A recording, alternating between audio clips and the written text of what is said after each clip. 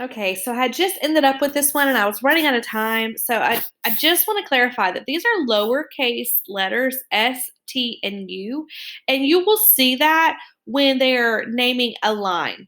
Okay, so let me show you up here. See, we didn't have any here. We had uppercase and we were able to name it with two letters. But sometimes you're not given two letters and you're given something like this, so that's why we had to say S is parallel to T, and we couldn't use two sets of letters there. Okay.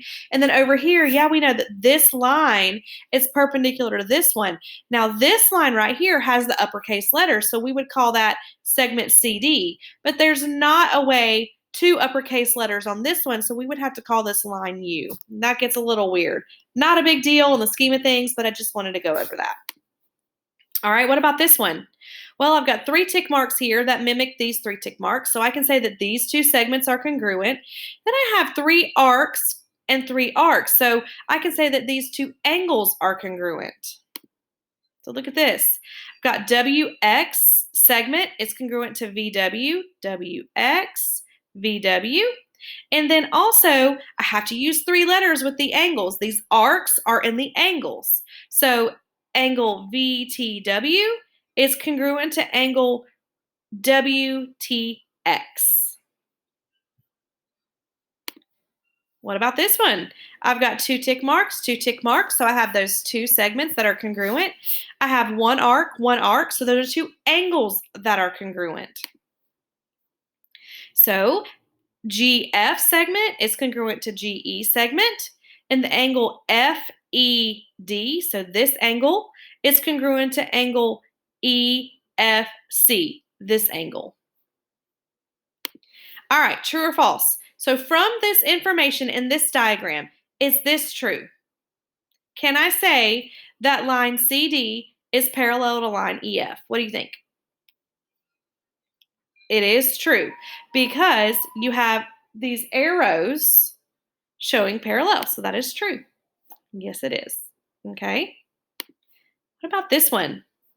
Looking at the markings, not what you think to be true, can I say that segment VU is perpendicular to RU? False. No, no, no, no. Let's look back at that. VU is right here. RU isn't even a thing. So they're really trying to trick you, but there is no markings between those two. There is a perpendicular thing here, and we don't know anything about VU and RU. So we cannot say that. Even if we see a perpendicular box, we can't just say anything is perpendicular. What about this one? Given this diagram, can we say that angle VWU, which already I'm thinking is congruent to VUW?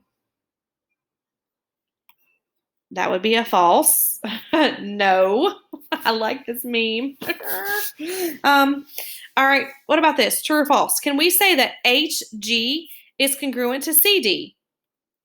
True, absolutely, because there's 3 tick marks and 3 tick marks. Good.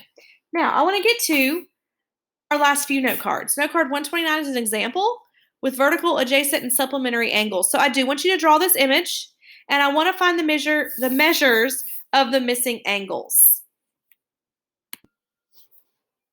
Okay, so in this image, we have several vertical angles, we have adjacent angles, we have supplementary angles. The first thing I want you to do is identify the vertical angle sets and state the missing variables that you can find. So if you look, we know that E is vertical with 77, so E is 77 degrees. D is vertical with 52, so D is 52 degrees. So we got E is 77, D is 52. Now we just got to find F. So you could do it this way as supplementary or this way. This is the way I did it. So I know 52 plus what was E? E was 77 plus F is 180. And then you just combine like terms. So I get 129 plus F equals 180. Subtract 129 and we get that F is 51 degrees. Okay. So F is 51 degrees and we find all the missing angles. And if we needed this one right here, it would be 51 degrees because it's vertical with F.